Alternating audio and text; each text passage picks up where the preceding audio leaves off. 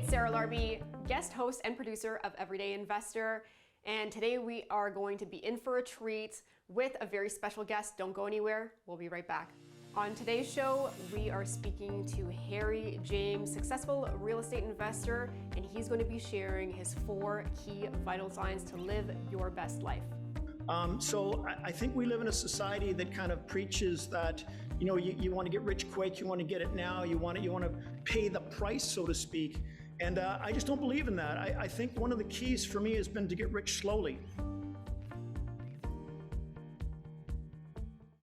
The mortgage world has changed. Has your advice? Are you looking for a modern approach to your mortgage planning process? Advice tailored to your unique, ever-changing circumstances? Whether you're upsizing, downsizing, purchasing, or refinancing, the Kyle Ford Mortgage team works with individuals and companies to custom tailor the right mortgage product for you. Working with a wide selection of lenders, we're here to serve our clients and help them achieve their real estate and retirement goals. Contact the Kyle Ford Mortgage team today, Canada's mortgage choice.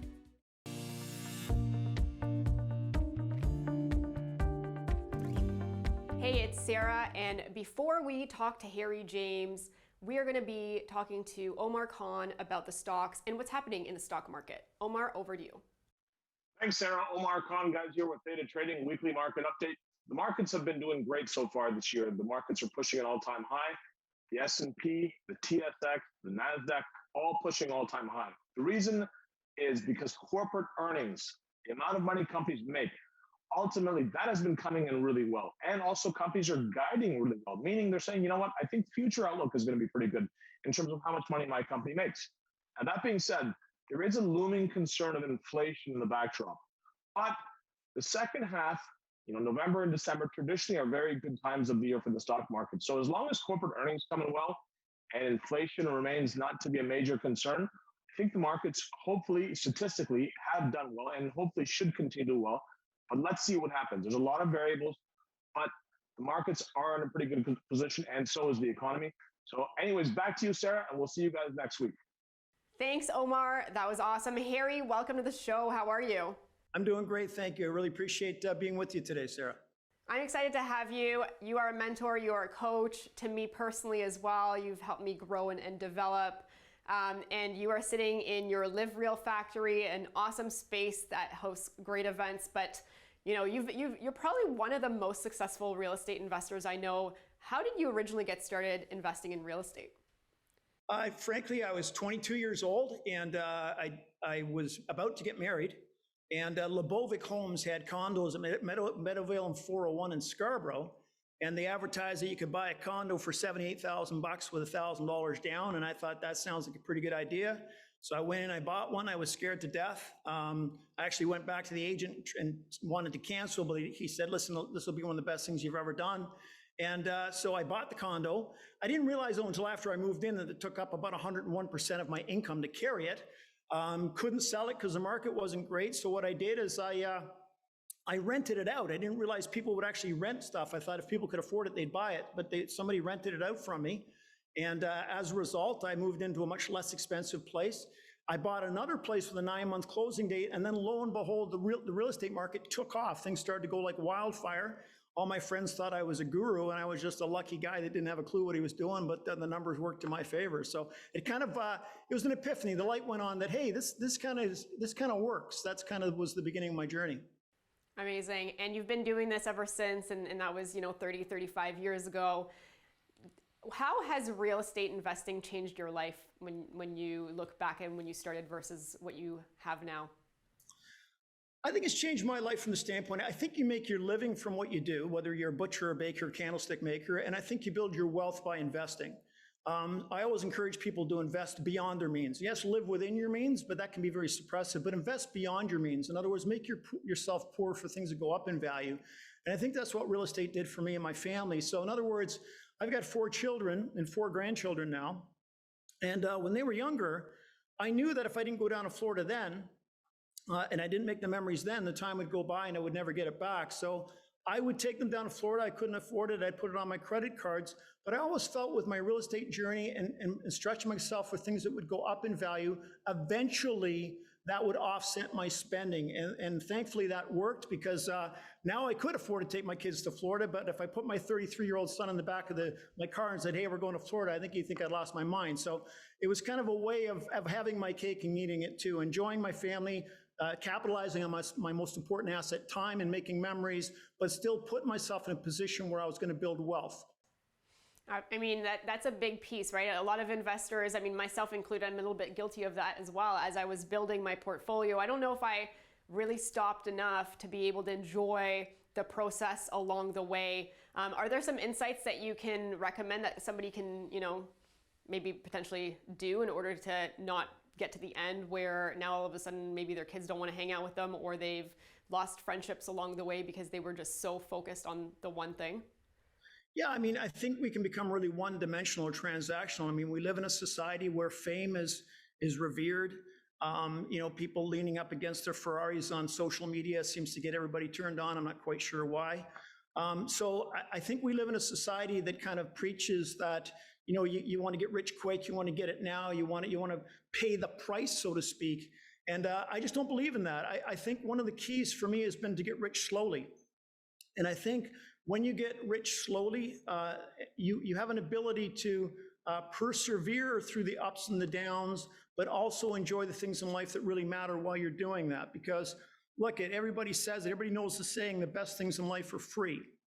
But if your financial house isn't in order, you might be physically in the backyard with your children, but you're not mentally there. So you have to consciously, I think, divvy up your life in certain quadrants to make sure that you are investing, yes, but you're also investing in relationships, and you're also investing in your health, and you're also recognizing that life is fragile and finite, and that you want to have that balance and that perspective on a daily basis. Yeah, that's a great answer, and I definitely want to dig deep into those 4 quadrants that you mentioned. But before we do that, what kind of strategies, real estate investing strategies, have you done along the way, just to give people a little bit more insight on your experience?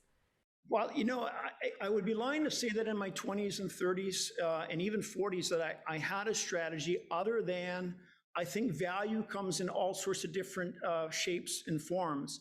And so I guess you could say, if I could borrow a term from the money field, is I'm a value investor.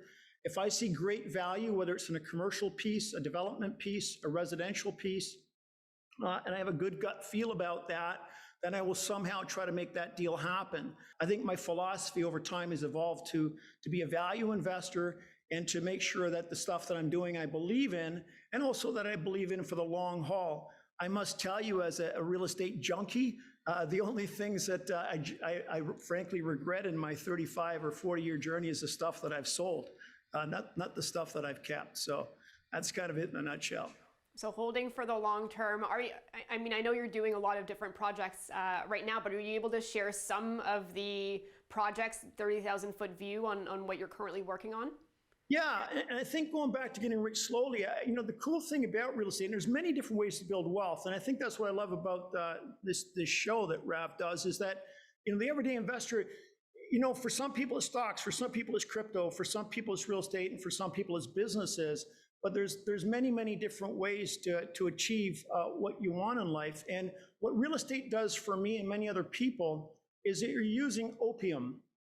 I always joke when I have a chance to speak, and I don't mean the drug, but other people's money. In other words, if you can tie up an asset in your name, a very significant asset, for a small fraction of a down payment, you have other people retiring the debt on that asset over a long period of time, building wealth for you. And that's what we've been able to do in our little portfolio. The projects that we're working on now that kind of fit into that category as well. We're building 10 triplexes on the shores of Cobourg, Ontario, 60 miles east of Toronto. Beautiful marina, beautiful beach, a very vibrant community. This is actually our 3rd development deal in Cobourg.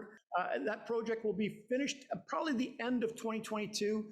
We sold them for $980. They'll probably land, assuming everything stays where they are now in cap rates, at probably 1.2 before we close for our investors. And they will generate probably about $7,000 a month in cash flow. So nice little project in a great location. Another one that we're working on, and I had the privilege of partnering with Sarah Larby Developments, is we're doing 6 townhomes in Lakefield, Ontario. It's 20 minutes northeast of Peterborough. beautiful little community, great summer community, and commutable distance from Peterborough as well as Toronto. And Sarah, I think you hold the record. I think we sold out those townhomes in about 6 minutes online. And again, gave great value, great cap rate. I think we priced those at $789, HST included. And we are also building in Omimi, as well as we are building in something outside the box, a little beach resort in Cobeconk, which again, we have the privilege of partnering with you on. So maybe I've let the cat out of the bag as to why I'm on your show. Clearly, we know each other and we're partners. So I somehow snuck in front of everybody else that probably should be on your show. No. I mean, obviously, this is about giving back and educating, and you're, one awesome educator. So here's a question about, just somebody that's starting. I mean, you did it yourself. You started in residential. You got a little bit into commercial. Now you're going into developments, and you've been doing that for a bit now. What are some maybe tips that you can provide the listeners at home, because that is a big step. There's definitely a lot more risk. There's definitely a lot more reward. Are you able to share a little bit of insights to the listeners? I think the thing that's really worked well for me over time is today, especially with the internet, there's an information overload. There's a traffic jam of epic proportions when it comes to information. When most people have too much information, they get frozen in a state of inertia. They don't do anything. They just keep gathering information. And the analogy I often like to get is like the person that's sitting at the stoplight, and the light turns green, you're behind them, and they don't go. It turns red, it turns green again, they still don't go. You get out of your car and you say, listen, what are you doing? The light was green. And they say, no, I'm waiting for the lights all the way up the street to turn green before I go. And I think a lot of people, when it comes to investing, adopt that same philosophy. And I'm going to steal a quote. I think it's from Harry Stinson, a Toronto real estate investor, as well as Colin Powell, who is a great leader in the US military. Harry Stinson says, ready, fire, aim. In other words, you kind of make the decision and go, and that puts you in a position where failure is not an option. As an entrepreneur, you make your decisions, you make it work along the way. And Colin Powell says, you know what? You need a minimum amount of 40% of the information, but a maximum of 70% of the information to make a good decision and to move forward. And I think the big mistake that many people make is they wait for 100% of the information. And I think that steals a lot of opportunities from a lot of people.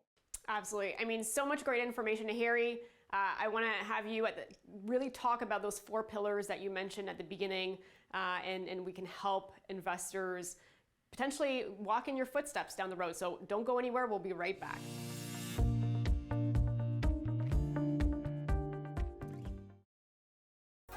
At Theta Training, our goal is to help you achieve financial freedom by teaching you the foundations of trading stock options. Join our growing community. Learn through our live-streamed weekend course, or develop your skills at your own pace online. Understand how the stock market works and how you can use the options market to earn additional income. Achieve financial freedom and live life on your terms. Let us help you build your empire.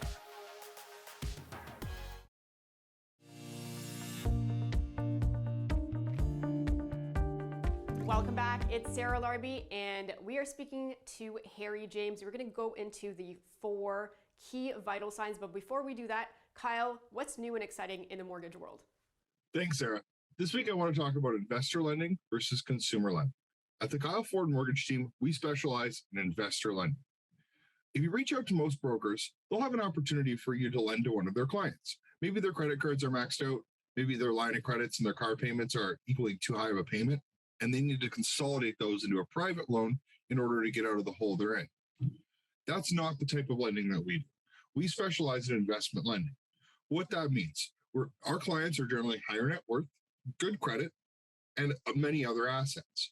The reason why they are looking for a private loan is because they no longer fit within that conventional bank lending box. What they're looking for is access to capital to get them into strategic property purchases that have a clear exit strategy. The exit strategy is really the key. When we're lending to consumers who are already behind on their payments, taking a higher interest loan is not necessarily going to help them get out from that hole. With an investor, they're doing strategic value add to the property that have a clear exit strategy via a sale or a refinance. If you're looking for quality investment opportunities, don't hesitate to reach out to myself and the team. Thanks. Back to you, Sarah. Thank you, Kyle.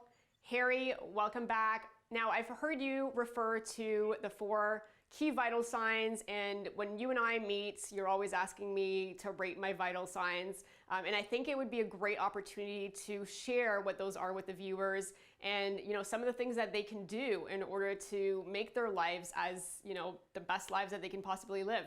What are those 4 vital signs?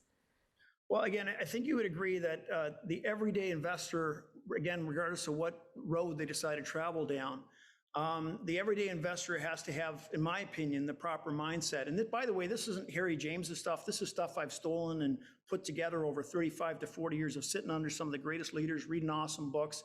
But what I discovered as I kind of built my philosophy or developed my philosophy as a result of studying successful people is there was 4 key things that had a direct impact on how successful somebody was, regardless of what their interest was, whether it's stocks, bonds, real estate, whatever the case may be. And I call it a top-down approach. And what I mean by that is you have to have the right mindset for success. In other words, it's the neighborhood between the ears that has to be ready for success. Otherwise, subliminally, you will sabotage the success you're seeking because you don't truly believe in it, you don't think it's for you, you don't have the confidence, the conviction, or whatever the case may be.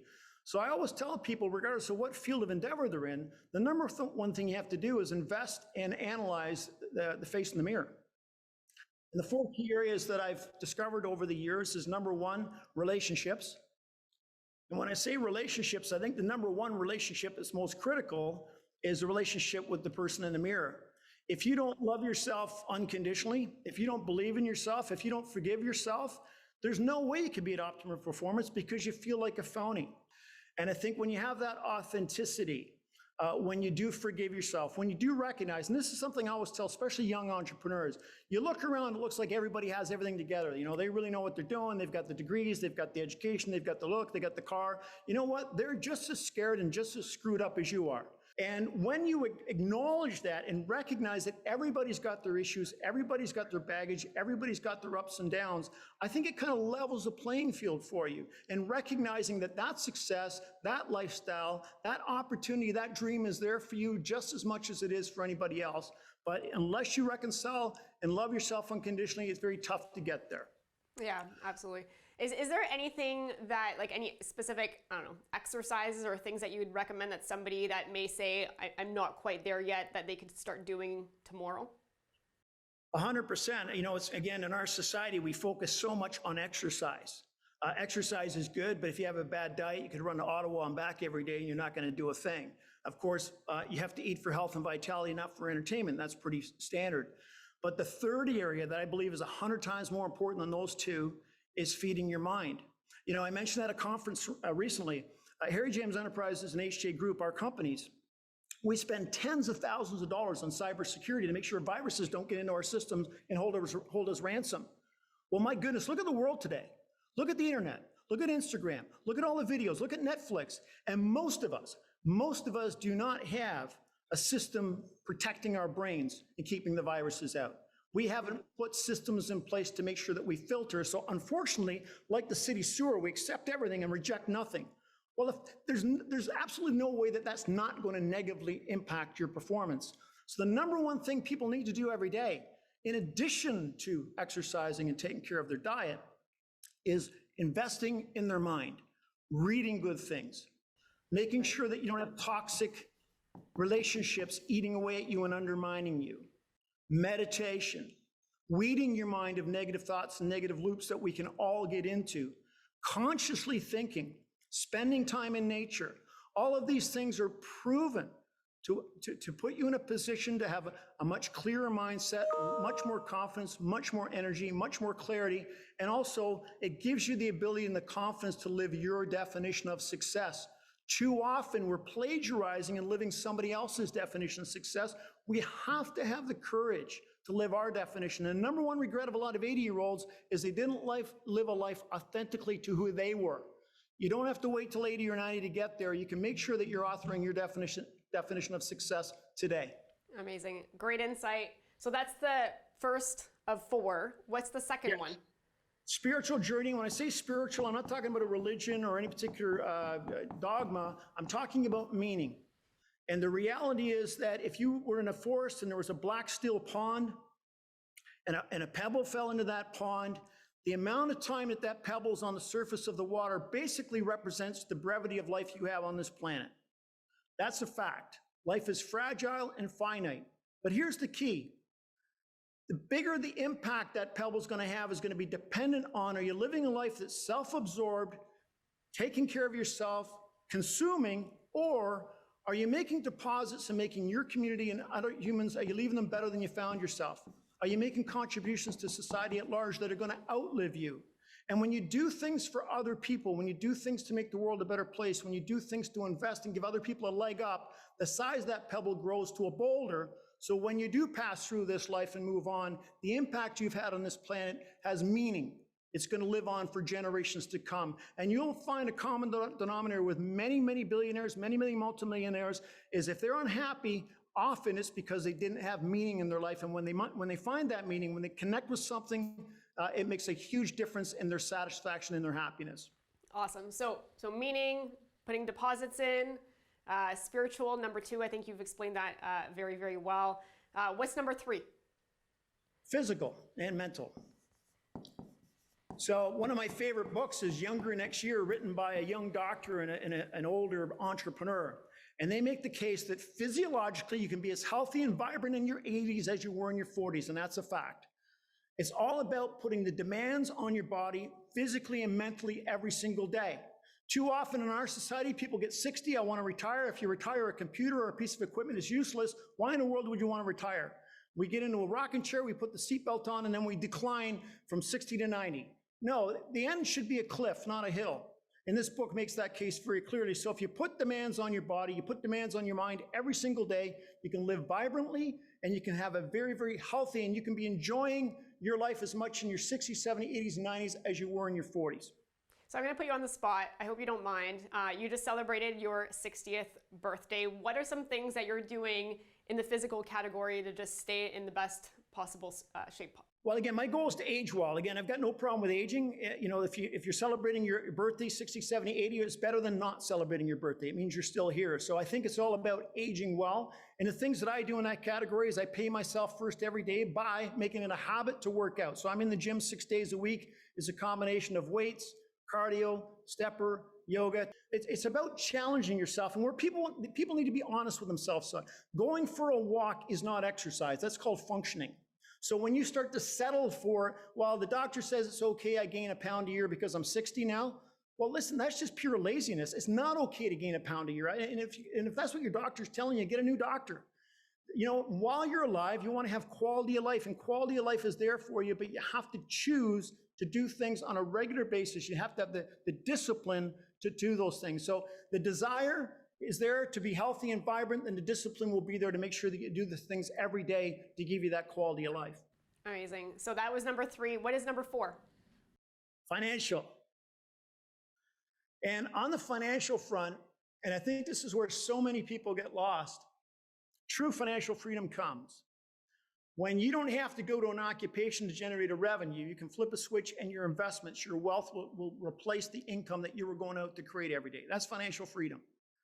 And for a lot of people, it takes quite a while to get there. And by the way, that financial freedom is based on your definition of success. Some people need $1 million a year. Some people are quite comfortable at $50,000 a year. You might want to live in a tent up north on a field. That's okay. Or you might want to have a 10,000 square foot mansion. But that financial journey is 100% tied into what your definition of success is. So, I mean, obviously these are 4 important parts of living our best life. What can you give somebody in terms of advice that's just sitting at home and is looking at these 4 things? Like, is there one that's important to start with first? Should they all be starting at the same time? Like, you know, what are some of the insights there? Well, I want to add to the financial one because I didn't finish my point. Okay, sure. That's this. You've got to figure out how to enjoy the process. Too many people think, well, I don't have enough money to do this, or I don't have enough money to retire, or I don't have money to travel. So they're kind of putting their lives on hold and later, like once I do this or once I do that. And I think the magic really comes in enjoying the process and recognizing that every day when you're doing something towards your ultimate goal, the goal is just a measuring stick, but you've got to be just as happy, just as satisfied, and just as fulfilled through the process. And if you can figure out a way to be happy and fulfilled through the process, then the destination doesn't become the be all and the end all, and you're not wasting time. And I think that's a very, very important component of the financial aspect. That also liberates the mind, because if, you know, the best things in life are free, but if your financial house isn't in order, as I said before, it robs you of enjoying relationships. It robs you of enjoying moments. So you want to make sure that your financial house is in order so it's not a noose around your neck. Yeah, for sure. In terms of your question, Sarah, do I think there's any one more important than the other? I think this is like four wheels on a cart. I wake up every morning, I truly do this, and I've had the privilege of speaking across the country on this topic for the last 30 years. When I would talk to people about how I built my businesses or how I did a real estate deal, and by the way, I've got my black belt in failures, and the failures are on my website, and I'll tell you, the failures are the tickets to entry to the successes. But anytime I was speaking to an audience, when they spoke to me afterwards, they were not interested in how I built my business. They were interested in how I built a business and had a real life. Harry, how did you do this and stay married for 37 years? How did you do this and not miss one soccer game and coach all of your kids and see their plays at school? How did you do this and not gain 30 pounds and get high blood pressure? And how did you figure this out and create this balance without compromising your competitive spirit? Because I am competitive, and thankfully we've done quite well, and I'm not embarrassed by some of the things we've accomplished, but they weren't accomplished by sacrificing what really matters. I didn't sacrifice my marriage, my children, our health. We were able to kind of have our cake and eat it too. And I think if you wake up every morning and do just a brief little review of vital signs, it allows you to make little adjustments. Hey, listen, if you're having a fight with your spouse, don't walk out the door, resolve the issue, because that's going to give you the energy and the perspective to get out there and fight harder. If you've got that anchor holding you down, you're not going to be anywhere near as effective in your journey. So when you do a little review and rate your vital signs 1 out of 10 every single day, you can make the little adjustments to get a little bit better. And we're not perfect. You're always going to have little slip-ups, but it's a great indicator that you're heading in the right direction, and you're going to be at optimum performance as you attack whatever you're attacking in your personal and your business life. Yeah, so little things every day, do an analysis. I mean, just like you're waking up probably first thing in the morning is the best way to do it. I'm guessing. Now, were you always, like, did you always have that mentality? Were you always, I guess, living this life, or did something happen along the way that you had to make some changes? I think, Sarah, because of the industry I was in, hearing the Ziglers of the world and the Dennis Waitleys, reading all of the books, for some reason, and I'll even put it down to luck or just being very fortunate, I've been feeding my mind with this type of material throughout my whole life, and then it becomes part of your DNA, and it becomes part of your modus operandi. And the other thing is, too, what's really important is desire without discipline leads to depression. People need to make habits in their life for the things that matter most. You got to do it the most when you feel like it the least. If you don't have a burning desire, a true desire, you're just not going to have the guardrails and the discipline to make it happen. So, for example, I can't go through a week without working out 6 times. It's like trying to go to bed without brushing my teeth. I want to age well. I want to be able to kick a soccer ball with my grandchildren. And it's not about vanity. It's about truly squeezing the most I can out of life. So somebody, again, they have to have, most people I sit with, Sarah, what amazes me is when I ask them what they truly want, they don't know. They're getting their cues from their neighbors, from their upbringing, from their school, from a social influencer, but they're not actually having a meeting with themselves and saying, what do I really want? What life do I want? What net worth is important to me? What experiences are important to me before I leave this planet? And unless you have that meeting with yourself and you put up those guardrails and create the disciplines to get what you want, you're going to end up living somebody else's life. And that's a very sad way to go through your existence on this planet. Harry, that was so inspirational. Thank you so much for being on the show and sharing all of your great insights and your knowledge and, 30 plus years of real estate investing experience. Thank you, Sarah. It's been a privilege to be with you today, and I really appreciate the conversation. Thank you so much. Thank you very much, Harry. And for you at home, thanks for watching. And don't forget, tune in next week, same day, same time. And without you, we would not have a show. So see you soon.